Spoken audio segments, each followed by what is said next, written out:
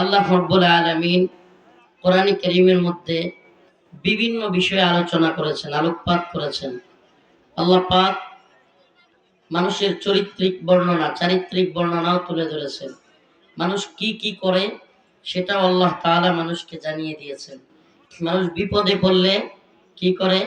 ইয়া নাফসি ইয়া নাফসি লা ইলাহা ইল্লা আনতা সুবহানাকা ইন্নী কুনতু মিনাজ জালিমিন। লা ইলাহা ইল্লা আনতা বলে না? হ্যাঁ? জ্বর তুফান আয়া বললে গরম কথা কয় না?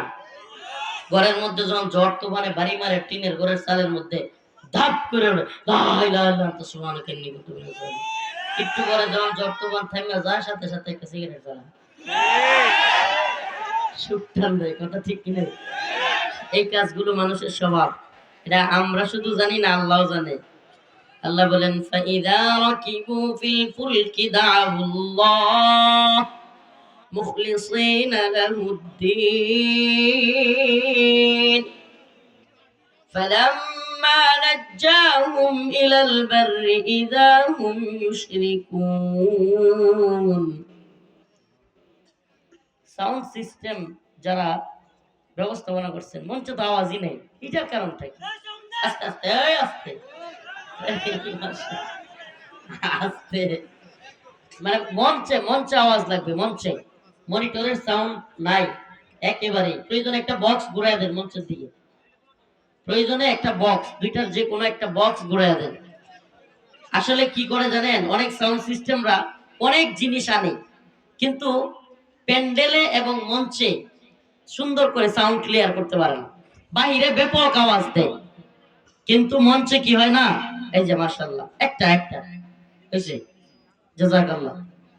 মঞ্চে আওয়াজ না আসলে, বক্তার কানেই যদি আওয়াজ না আসে, তাইলে বোঝা যায় না যে তারা কি শুনতেছে কিনা। কথা বুঝেন না? ওই যে উদাহরণ জানেন না, কিছু লোক আছে টয়লেটে পায়খানা করে না, বন্ধের মধ্যে গিয়া একবারে আসমানো তুললা মাথাটা নিচে রাখিয়া হেরে কেউ দেখতেছে না, মানে হেমনে করতেছে, হেরেও কেউ দেখে না, মানে সে কাউরে দেখতেছে না, হেমনে করে যে হেরেও কেউ দেখতেছে। আসলে কিছু লোক মাথা কিন্তু একবারে নিচে আর পিছনে একবারে উপরে টয়লেট করতেছে বন্ধ ক্ষেতের মধ্যে। কারণ সে মনে মনে কি ধারণা করে, যেহেতু আমি কাউরে দেখতেছি না, আমারও কেউ আর কি। তো যাক, এখন আলহামদুলিল্লাহ কিছুটা ক্লিয়ার হয়েছে। মঞ্চে আগে ক্লিয়ার করবেন, মঞ্চে এবং প্যান্ডেলে। বাহিরের আওয়াজের চাইতেও জরুরি কি, বাহিরে অনেকে বিরুদ্ধে আছে, সব পক্ষে নাই। অনেকে আছে ঘুমাইতে পারতেছে না, অনেকে ওই হুজুর এত রাত পর্যন্ত চিল্লায় আছে না। তো এদের শোনানোর চাইতে আমাদের শোনা জরুরি না? যে মানুষগুলো এখানে আসছে বসছে, এরা শুনতে চায়, জানতে চায়, ঠিক কি ঠিক না? আল্লাহ পাক বুঝার তৌফিক দান করুন। তো আল্লাহ আমাদের হালত জানেন, আমরা কে কি করি। বিপদে পড়লে ইয়া নাফসি, বিপদ থেকে উদ্ধার হলেই ভুলে যায়। কথা সত্য না মিথ্যা? বিপদে পড়লে আলেমরা আসেন, ছাত্ররা আসেন, মাঠে নামেন, কোথায় আছেন হুজুর, আমাদের জন্য একটু দোয়া করেন, আমরা শহীদ হয়ে যাব। এই কথাগুলো 2024-এর হাসিনা বিরোধী আন্দোলনে শুনছেন না? কমন শব্দ দেখবেন। হুজুর আপনারাও নামেন, আসেন আন্দোলন করি, হাসিনার পতন ঘটায়, সবকিছু করেন। দিন শেষে মাদ্রাসার ছাত্ররা মারা গেল, ইসলামপন্থীরা মারা গেল, শহীদি তামান্না নিয়া হাসিনার পতন হইল। এখন নাস্তিক আর শাহবাগী হয় উপদেষ্টা। এই তো হুজুর আপনি একটু লাফালাফি কম করিয়ে কইতেছি। তো বিষয়টা কি, আমরা শ্রম দেই, আমরা কষ্ট করি। গতকালকের আগের দিন অথবা 2-3 দিন আগে বাংলাদেশের একজন সনাতন ধর্মাবলম্বী প্যারিসে থাকে, অনেকেই হয়তো তার ভিডিও দেখে থাকবেন, পিনাকি ভট্টাচার্য। সে তার একটা টকশোতে খুব সুন্দর কথা বলছিল যে যখন আন্দোলন খুব চাঙ্গা হয়ে রয়েছে, 17 জুলাই 18 জুলাই, ওই সময় ব্যাপক চাঙ্গা সারা দেশে আন্দোলন। ওই সময়টাতে বিএনপির লোকেরা, বিভিন্ন দলের লোকেরা ওনাকে ফোন দেয়, যে আমারে ফোন দিয়া খালি বলতো যে পিনাকি দা বইলা দেন সবাই রে, মাদ্রাসার ছাত্ররাও যেন মাঠে নামে, হুজুররাও যেন মাঠে নামে। তো যেই মাদ্রাসার ছাত্ররা জীবন দিছে কি দেয় নাই, আন্দোলন করছে কি করে নাই, এখন মাদ্রাসার ছাত্ররা জীবন দিল, শুধু মাদ্রাসার ছাত্ররা না, স্কুল কলেজ ভার্সিটি সবাই জীবন দিয়েছে, রক্ত দিয়েছে। কিন্তু আমার বক্তব্য হলো, আপনারা যখন বিপদে পড়বেন, ঝামেলার মধ্যে পড়ছেন, হাসিনা সব গুলি করে মারে লাইতেছে, তখন আপনারা রাস্তাঘাটে আন্দোলনের সময় বলবেন আমরা শহীদ হয়ে যাব, আমরা এই জালিমের বিরুদ্ধে শহীদ হব, আয়াত পোস্ট করবেন, হুজুরদের কাছে দোয়া চাইবেন, ইয়ানফসি করবেন। হ্যাঁ, কারণ যখন উদ্ধার হয়ে যাবেন তখন সুদখুর, তারপরে কি বলে মদখুর, গাঞ্জাখুর, ইসলাম বিদ্বেষী এগুলোরে বানাবেন উপদেষ্টা। এটা হইতে পারে? হইতে পারে? ইসলাম বিদ্বেষীদের রক্তের বিনিময়ে ইসলামের শত্রুকে উপদেষ্টা বানানো হবে? এটা জাতি কি ভালোভাবে নিবে? আজকে যে আয়াত তিলাওয়াত করেছি, এটাতেও আল্লাহ পাক এটাই বলতেছেন, فَإِذَا رَكِبُوا فِي الْفُلْكِ دَعَوُا اللَّهَ مُخْلِصِينَ لَهُ الدِّينَ فَلَمَّا نَجَّاهُمْ إِلَى الْبَرِّ إِذَا هُمْ يُشْرِكُونَ।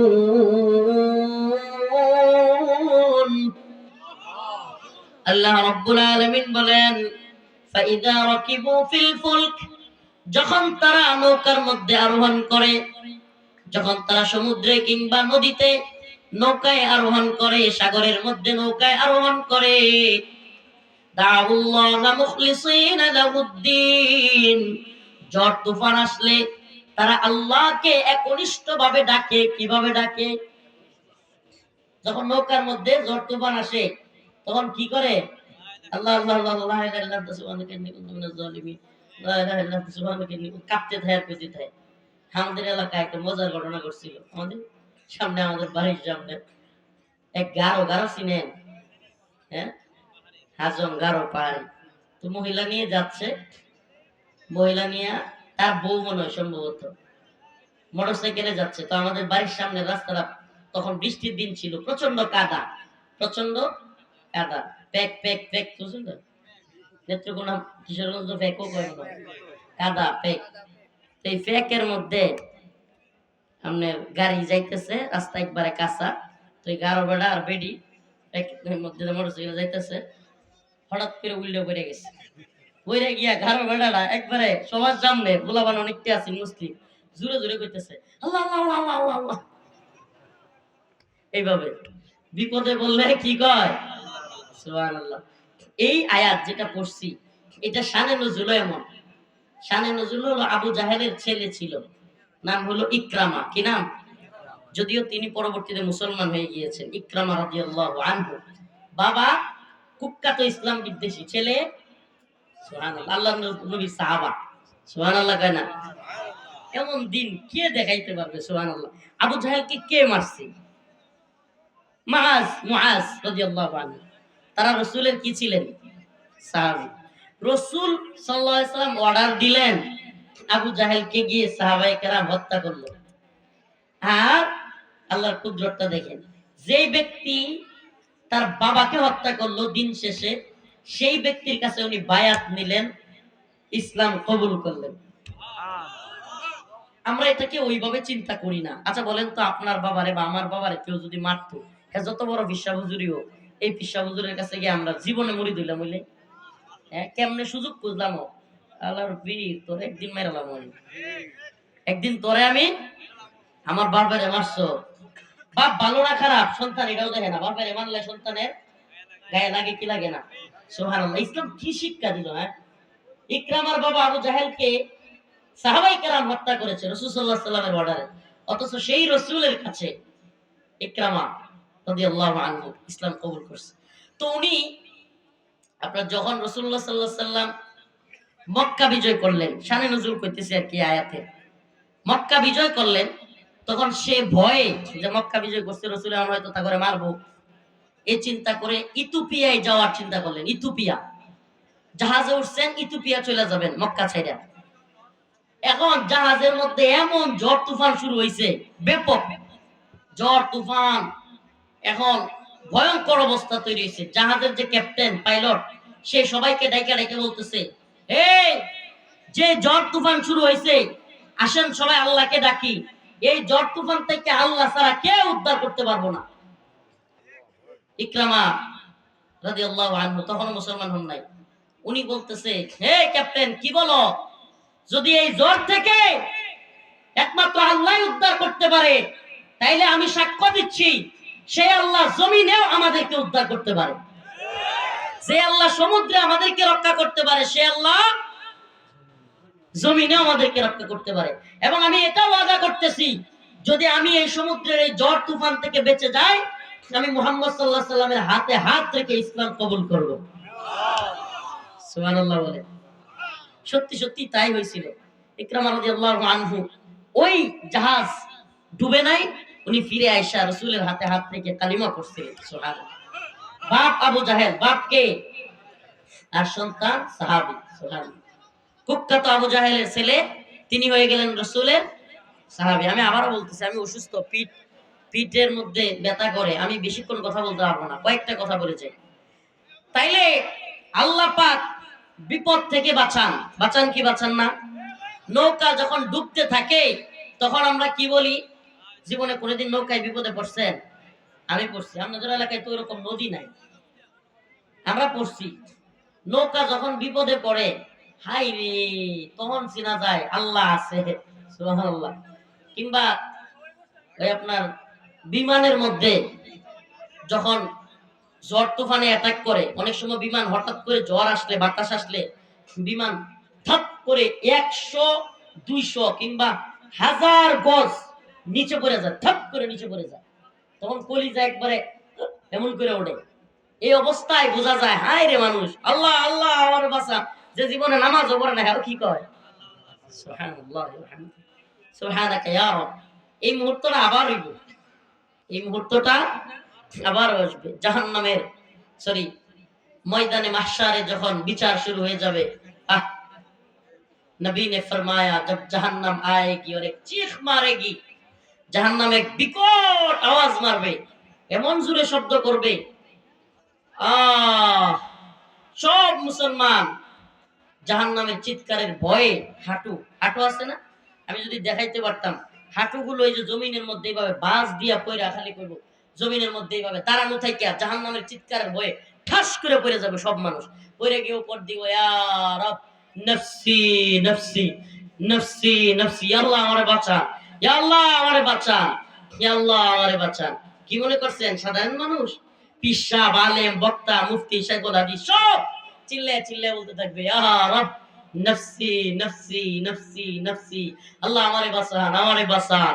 এত পরিমাণে ভয় চলে আসবে, এক পর্যায়ে সাহাবায়ে কেরাম তারাও বলতে থাকবে, সাহাবী তাবেঈ এমনকি আম্বিয়া আলাইহিস সালাম নবীরা পর্যন্ত, ইয়া রব নফসি নফসি। আদম আলাইহিস সালাম নফসি নফসি, ইব্রাহিম আলাইহিস সালাম নফসি নফসি, নূহ আলাইহিস সালাম, দাউদ আলাইহিস সালাম, শীশ আলাইহিস সালাম, মূসা, ঈসা, ইসহাক, লূত, সমস্ত আম্বিয়া আলাইহিস সালাম নফসি নফসি চিল্লাইতে থাকবে।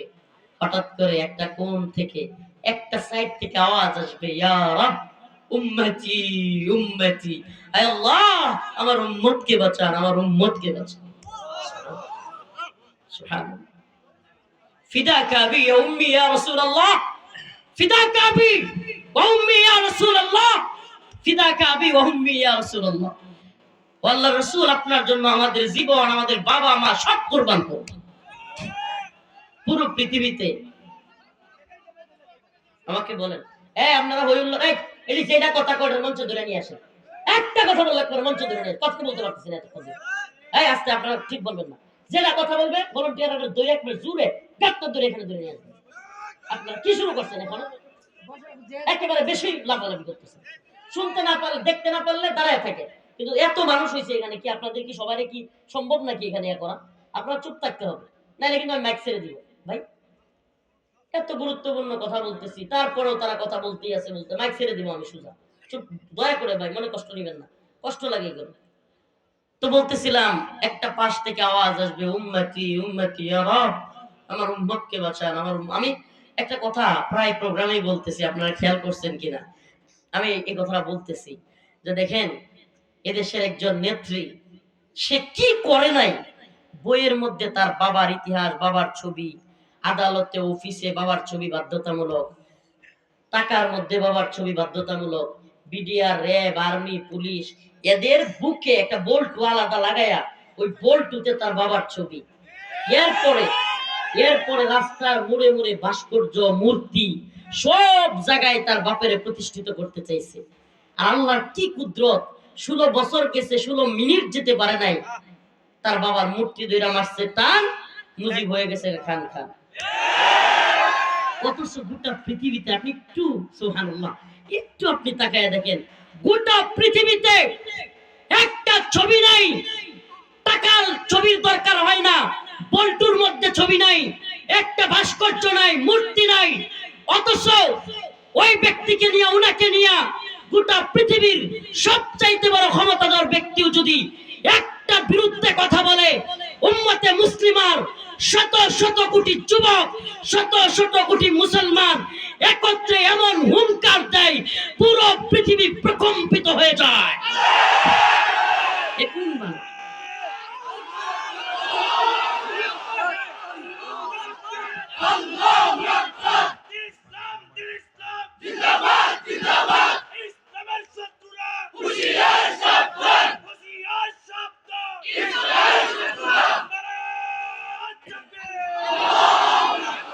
দেখেন, সুবহানাল্লাহি ওয়া বিহামদিহি, সুবহানাল্লাহি ওয়া বিহামদিহি।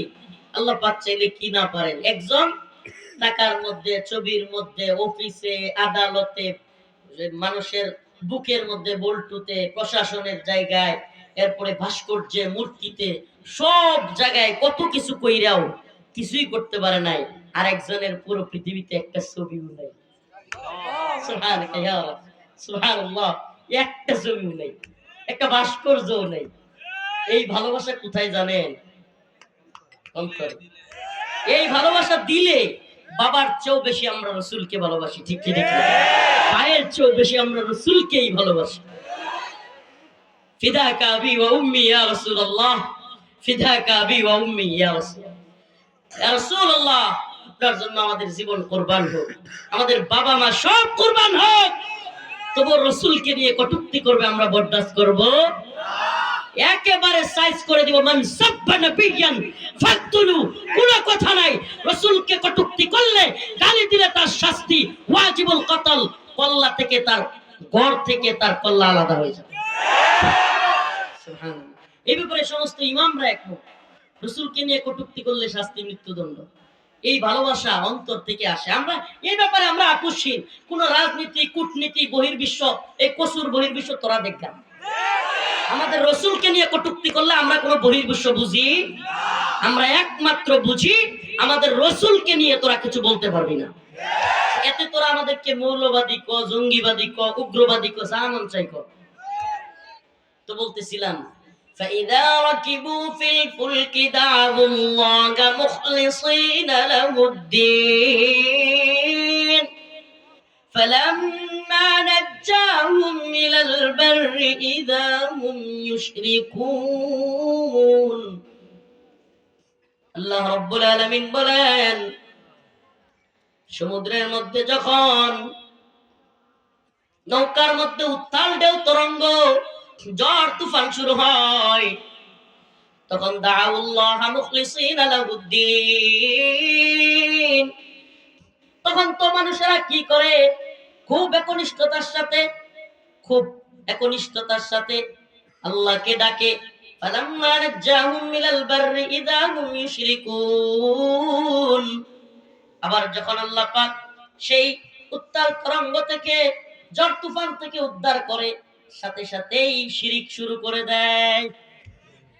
আমরা বাস্তবতাও কি দেখি, ওই যে প্রথমে যে কথাগুলো বললাম, এদেশের ইসলামপন্থীরা জীবন দিল, মাদ্রাসার তালিবুল ইলমরা জীবন দিল, এদেশের বাংলাদেশে হাসিনা সরকারের সবচাইতে বেশি নির্যাতনের শিকার হয়েছে আলেমরা।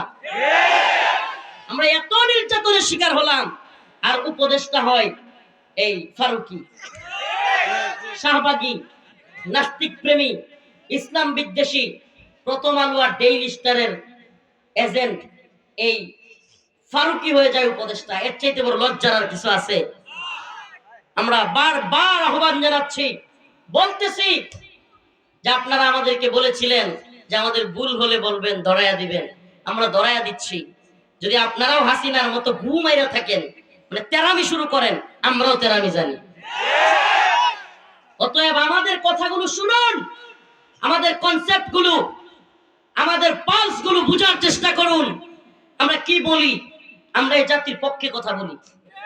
আমরা বলেন জাতির দুর্যোগে, দুর্বিপাকে, বন্যায়, সবকিছুতে সবার আগে কারা মানুষের পাশে দাঁড়ায়?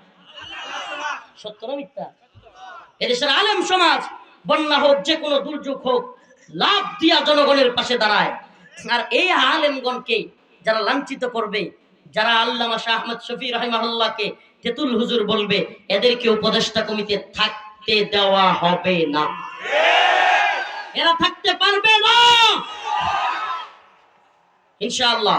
আমরা অচিরেই, আপনারা যদি এভাবেই চলতে থাকেন, আমাদের পালস না বুঝেন, আমাদের বক্তব্য, আমাদের ভাষা, আপনারা যদি আমাদের কথা শোনার চেষ্টা না করেন, তাহলে আমরা অবশ্যই সত্যভাবে ফারুকীদের বিরুদ্ধে অবস্থান নেওয়ার জন্য দাঁড়ায় যাব ইনশাআল্লাহ। আমাদের বক্তব্য একদম ক্লিয়ার। মুসলমানদের রক্ত ঝরবে, মুসলমানের সন্তান শহীদ হবে, কয় না ডিম পারে হাসে আর খায় বাগদে আসে, কথা বুঝেন নি? ডিম পারে হাসে, খায় বাগদে আসে। তো আমাদের মাথায় কাঁঠাল রাইকা কুশ খাবেন, এই কাজ আর করতে দেওয়া হবে? অধিকার ছিনিয়ে নিতে হবে, এটা মনে রাখবেন। অধিকার কেউ দেয় না। এরা ইসলামপন্থীদেরকে মানে সেকেন্ড ক্লাস, থার্ড ক্লাস নাগরিক মনে করে। কি মনে করে? সময় এসেছে এদেশের মুসলিমদের, ইসলামপন্থীদের বোঝানোর, আমরা থার্ড ক্লাস নই। এদেশের তথাকথিত সুশীল এলিটরাই হলো থার্ড ক্লাস। এদেশের তথাকথিত এলিট সুশীলরা, ধর্মনিরপেক্ষতাবাদী সেকুলাররা হলো এদেশে থার্ড ক্লাস। এদেশে ইসলামপন্থীরা ফার্স্ট ক্লাস। এদেশের কোন এলিট, কোন সুশীল এদের জাতির দুর্যোগে, দুর্বিপাকে কাজে লাগে? আমাকে বলে। এরা বরং এসি রুমে বসে বসে জ্ঞান দেয়, খালি জ্ঞান দেয়, খালি জ্ঞান দেয়। প্রিয় হাজিরিন, প্রিয় উম্মাহ, আমাদেরকে সজাগ থাকতে হবে।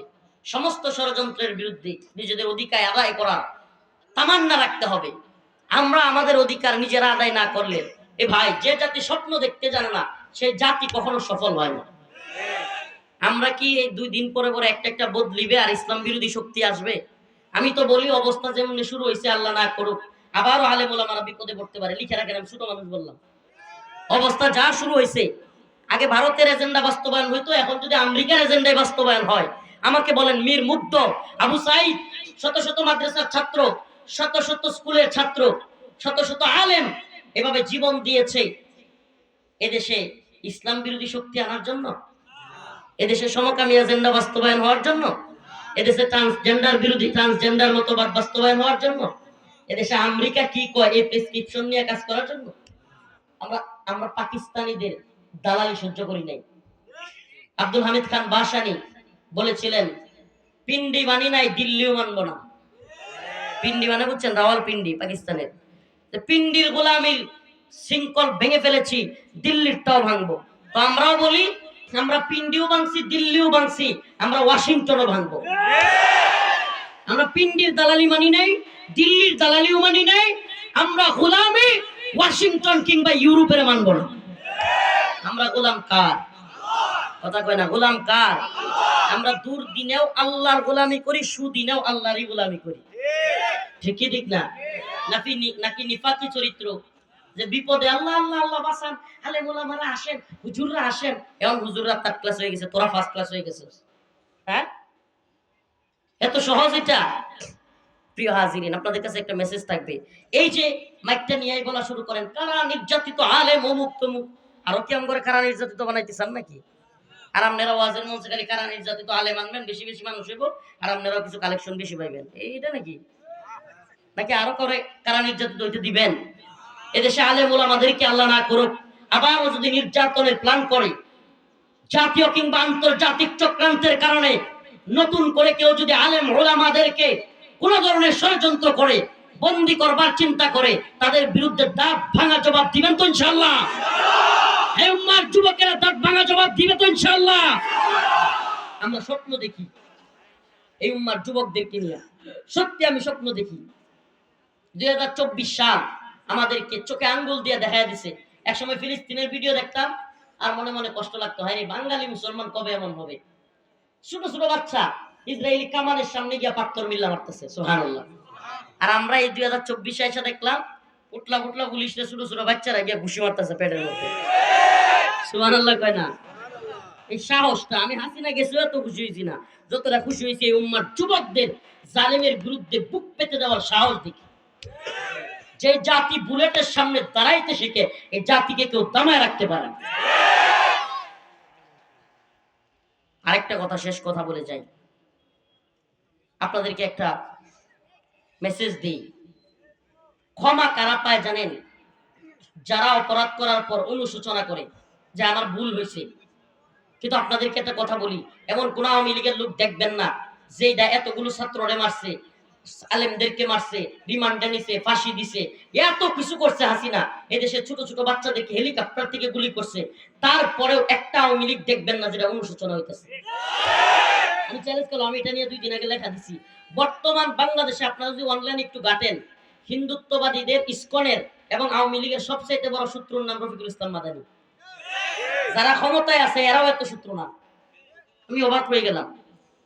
ইসকন এবং হিন্দুত্ববাদী ইসকন এবং আওয়ামী লীগের সবচাইতে বড় শত্রু আপনারা অনলাইনে দেখবেন আমি। কারণ কি আমি এই কথাগুলো বলতেছি, আমি নিজে আমার আত্মীয় স্বজনের মধ্যে যে আওয়ামী লীগ আছে এদের মধ্যেও দেখছি একটার মধ্যে অনুষ্ঠান নাই। এতগুলো ছাত্রকে হত্যা করলো, এতগুলো মাদ্রাসা ছাত্রকে হত্যা করলো, আলেমদেরকে রিমান্ডে নিল, জেলে নিল, ফাঁসি কাস্টে ঝুলাইলো, মেরে ফেললো, এই বাংলাদেশে সবকিছু ধ্বংস করলো, ভারতের গোলামি করলো, ভারতকে পাঁচাটা গোলামি কইরা এদেশে যা তা করলো। এরপরেও এই নির্লজ্জ বেহায়া দলের একটা কর্মীরও কোন ধরনের অনুশোচনা নেই। আমি চ্যালেঞ্জ করলাম, এরা বরং এদের তামান্না, এদের মানসিকতা এমন, আমরা আবার আমু ধর্ম তরে।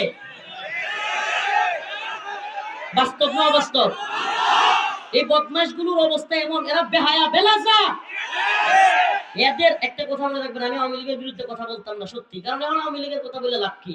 এতদিন তো সরকারে যখন ছিল একবার কাঁপাইছি নাচাইছি, কিন্তু এখন কয়ে লাভ কি? এরা তো আর ক্ষমতায় নাই। কিন্তু দেখতেছি সর্বনাশ, এটা এমন এক নৃশংস, নির্দয়, নির্মম এক বাহিনী, যাদের মধ্যে ছাত্র হত্যা, যুবক হত্যা, মাদ্রাসার আলেম হত্যা, অনুশোচনা বিন্দু মাত্র নাই। বাস্তবতা দেখবেন আপনি এদের সাথে কথা বলে। কত বছর মাইক নিছেন গিয়া? এই বছর মাইক নিতে হয় না, 8টা ভাঙ্গে একবারে পিছনটা ধরাই দেবে। তো ভাইরা আমার, বন্ধুগণ আমার, এই কথাটা কেন বলছি জানেন? এই কথাটা কেন বলছি জানেন? শুনেন, আল্লাহ পাক মনে হয় এইটাকে, এই কওমটাকে খতাম আল্লাহু আলা কুলুবিহিম, আমার ইদানিং মানে এইবার হাসিনার এত বেশি নৃশংসভাবে ছাত্র, ছোট্ট ছোট্ট ছাত্রগুলোরে পাখির মতো গুলি করে মারছে, মাদ্রাসার ছাত্রগুলোরে গুলি করে মারছে, এই আলেমদের দাড়ি ধরে টানছে এই আওয়ামী লীগ, এই ছাত্রলীগ। এই ছাত্রলীগ করছে কি করে নাই? এ ভাই, বাংলাদেশে আবরার ফাহাদকে, ভারতের বিরুদ্ধে কথা বলাই আবরার ফাহাদকে পিটায় হত্যা করছে কারা? এমসি কলেজে সিলেটে স্বামীর সামনে স্ত্রীকে দর্শন করছে কারা? নাউজুবিল্লাহ। এত এত অপরাধ, বিশ্বজিৎ একটা হিন্দু ছেলে, এটারে পর্যন্ত কুপায় হত্যা করছে কারা? আপনি কল্পনা করতে পারেন এত এত হত্যা, এগুলো কয়টার লিস্ট বলবো? এইবার 2024 সালের এই আন্দোলনে কি পরিমাণ ছোট ছোট ছাত্রদেরকে, এমনকি হেলিকপ্টার থেকে গুলি কইরা কইরা জানলার ফাঁক দিয়ে ছোট ছোট বাচ্চাদেরকে মেরে ফেলছে। 2013-তে শাপলা চত্বরে হেফাজতের এতগুলো, আপনি আওয়ামী লীগের লোকদের মধ্যে দেখবেন এরা সামনে যদিও মুনাফিকি চরিত্র, কিন্তু আড়ালে গিয়ে দেখবেন এরা বলবে হুজুররা যায় কে আমার বই। এদের মানসিকতা এমন। হ্যাঁ, এরা হাসে ভাই, হাসেন আপনি। এক নির্লজ্জ বেহায়া বাহিনী তৈরি হয়েছে এটা। আমি অবাক হয়ে যাচ্ছি, আল্লাহ এদের অবস্থা কি হবে? আল্লাহ পাক মনে হয় খতাম আল্লাহু আলা কুলুবিহিম যে বলছে, অন্তরে সিলমোহর, এই বাহিনী হইল এটা। এদের অন্তরে আল্লাহ সিলমোহর মেরে দিয়েছে, এদের মনে হয় হেদায়েতই নাই। নাউজুবিল্লাহ। এদের অবস্থা দেখলে বুঝুন, মনে কিছু নিয়েন না, বাস্তবে হাকিকত দেখেন।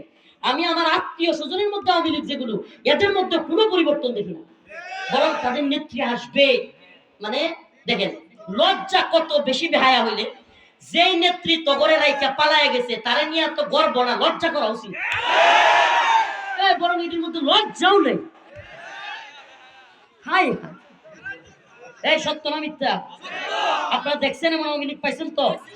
আমি একেবারে সত্যি, আমি এই ভাবছিলাম যে আওয়ামী লীগ নিয়ে এখন কি কথা বলবো, উপদেষ্টা কমিটি বা এদেরকে নিয়ে কথা বলা উচিত, তো আমি তাজ্জুব হয়ে গেছি, আশ্চর্য হয়ে গেছি। আওয়ামী লীগের ন্যূনতম কমন সেন্স বা অনুশোচনা বলতে কিচ্ছু নাই, কিচ্ছু নাই। এরা বরং একেবারে আরো বেশি নির্মম ভাবে আমরা ফিরে আসব, আমরা আক্রমণ করব, এই মানসিকতা লালন করে। আল্লাহ পাক এদেরকে হেদায়েত থাকলে হেদায়েত দেখ, নাইলে এই কমটাকে ধ্বংস করে দিক। হেদায়েত থাকলে হেদায়েত দেখ, নাইলে পুরাটারে ধ্বংস করে দিক। আল্লাহ পাক আমাদের সবাইকে বোঝার তৌফিক দান করুন। তো যে আয়াতে কারিমা তিলাওয়াত করলাম, ফালাম্মা নাজ্জাহুম মিনাল বাররি ইযা হুম ইউশরিকুন, তারা আবার শিরিক শুরু করে।